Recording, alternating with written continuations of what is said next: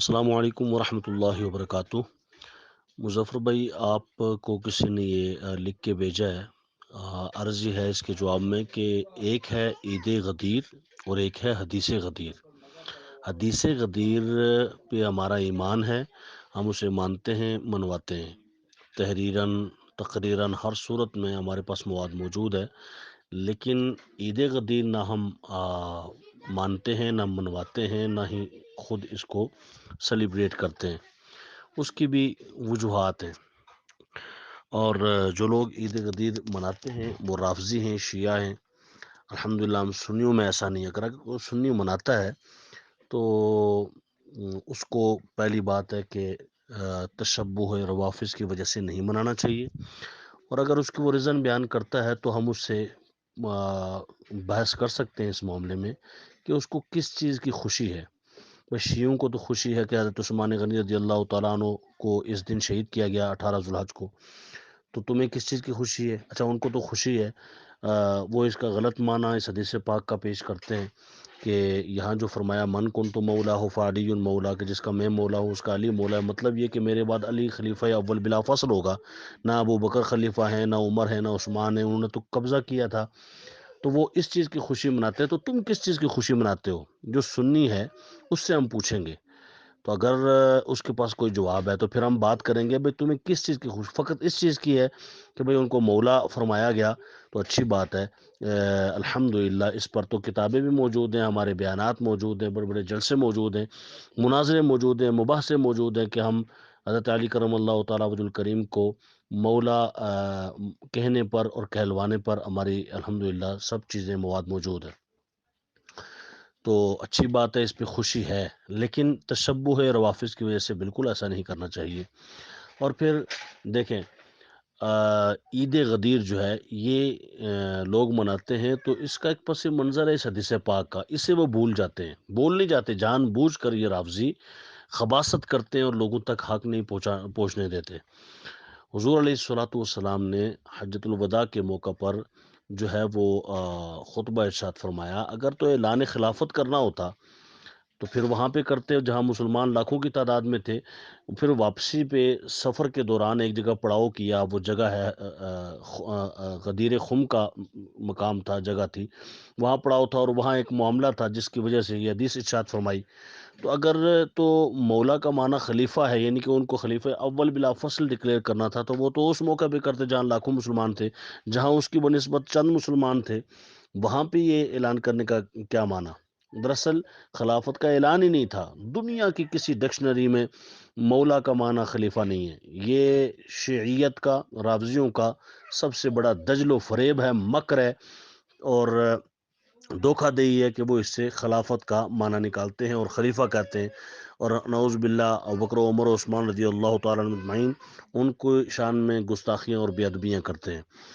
دیکھیں، مولا علی کرم اللہ تعالیٰ وجہ الکریم کو حضور علیہ السلام نے محصولات کی تقسیم کے لیے بھیجا تھا، تو اس تقسیم پر کچھ صحابہ کرام علیہم رضوان کو ناگواری گزری، تو غدیر خم کے موقع پر ان صحابہ نے حضور سے عرض کیا، یا رسول اللہ صلی اللہ علیہ وسلم، یہ جو مولا علی نے تقسیم کی اس پر ہمیں ناگواری ہے۔ تو حضور نے فرمایا تمہیں ناگواری ہے؟ عرض کی جی یا رسول اللہ۔ فرمایا ناگواری مت کرو، اس لیے کہ علی رضی اللہ تعالیٰ عنہ کا جو حق بنتا تھا اتنا بھی انہوں نے نہیں لیا، انہوں نے تو کم لیا ہے۔ اس پر پھر صحابہ کہتے ہیں کہ جب حضور نے فرمایا تو ہمارے دل میں ذرہ بھر بھی مولا علی کے لیے ناگواری نہیں رہی، اسی ٹائم ختم ہو گئی، بات ختم۔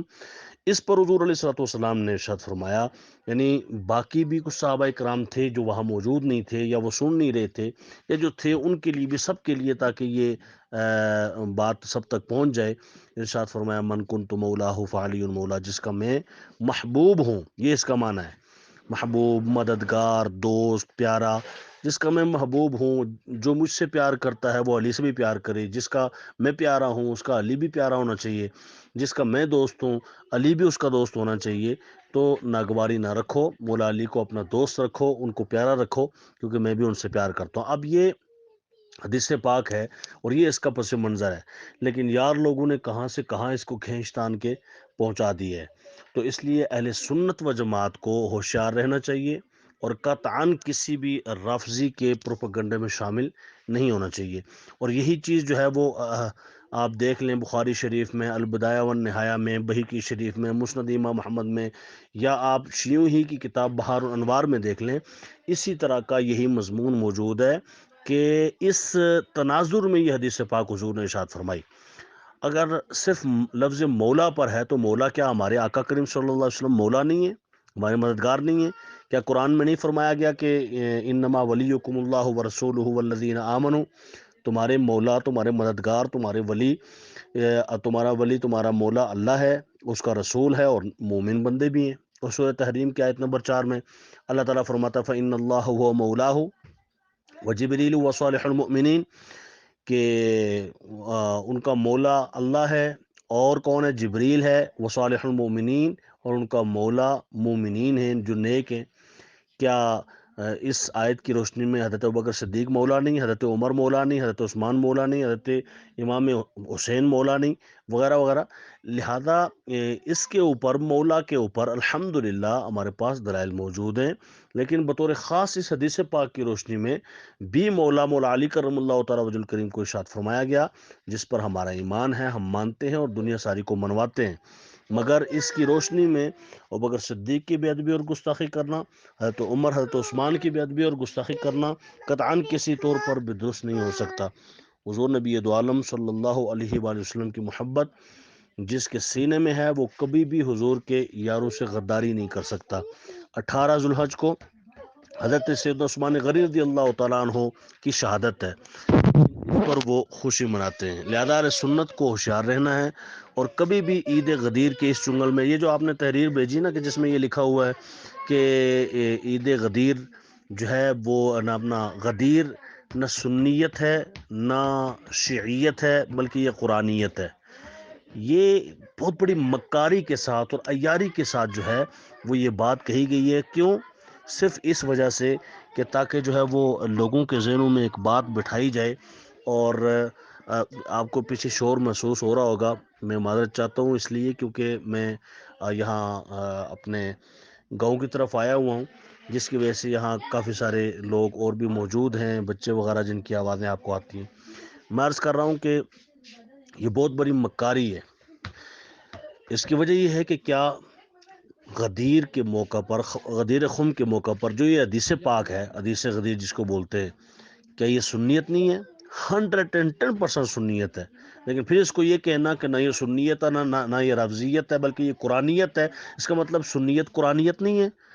یہ رافضیوں کو سپیس دینے کے لیے اور ان کو تھوڑا تحفظ دینے کے لیے اور ان کے اس نظریے کو تحفظ دینے کے لیے اس طرح کا جو ہے وہ لفاظی کی گئی ہے، اور اس طرح کا انداز اختیار کیا گیا ہے کہ نہ یہ سنیت ہے نہ یہ شیعیت ہے۔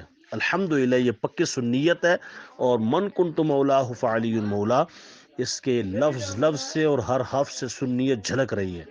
ہم ہی ہیں جو مولا علی کرم اللہ تعالیٰ وجہ الکریم کو مولا المسلمین مانتے ہیں اور حقیقی معنوں میں مانتے ہیں۔ باقی تو اس کی غلط تشریحات، غلط توضیحات اور غلط معنی اس کو پہنا کر لوگوں کے ذہنوں میں جو ہے وہ خباستیں پھیلا رہے ہیں۔ اللہ کریم اہل سنت کا بول بالا فرمائے اور رافضیوں کا منہ کالا فرمائے۔ اور عید غدیر کے موقع پر میں اہل سنت سے یہ گزارش کروں گا کہ اہل سنت کی منہج کے مطابق آپ بھی چلیں، اور خاص کر 18 ذوالحج جو سیدنا عثمان غنی کی شہادت کا دن ہے، اس دن آپ جو ہے وہ مولا حضرت عثمان غنی رضی اللہ تعالیٰ کا ذکر فرمائیں اور سب دنیا کو بتائیں، اور حدیث غدیر کے حوالے سے ساری دنیا کو اور جہاں جہاں آپ کے دوست احباب ہیں ان تک یہ حدیث پاک پہنچائیں، اور مولا علی کرم اللہ تعالیٰ وجہ الکریم کے حوالے سے ان کی اس عظمت اور شان کا اظہار کریں۔ اور ہمارے ایک علامہ صاحب، علامہ سید مزمل حسین شاہ صاحب دامت برکاتہ العالیہ، انہوں نے بڑی پیاری بات کی ہے، ماشاءاللہ میں نے ان سے سنی ہے پہلی مرتبہ۔ وہ کہتے ہیں کہ حدیث سبیل عثمان غنی بھی لگائیں، اگر کربلا کے پیاسوں کے لیے سبیل حسین لگا کر اصال ثواب کا اہتمام کیا جاتا ہے، تو حضرت عثمان غنی رضی اللہ تعالیٰ عنہ جن کو 40 دن شہید کیا گیا، جو شہید مظلوم مدینہ کہلاتے ہیں، تو ان کے لیے بھی اس سبیل کا اہتمام کیا جائے اور سبیل عثمان غنی لگائی جائے۔ سب حضرات اس کا بھی اہتمام کریں۔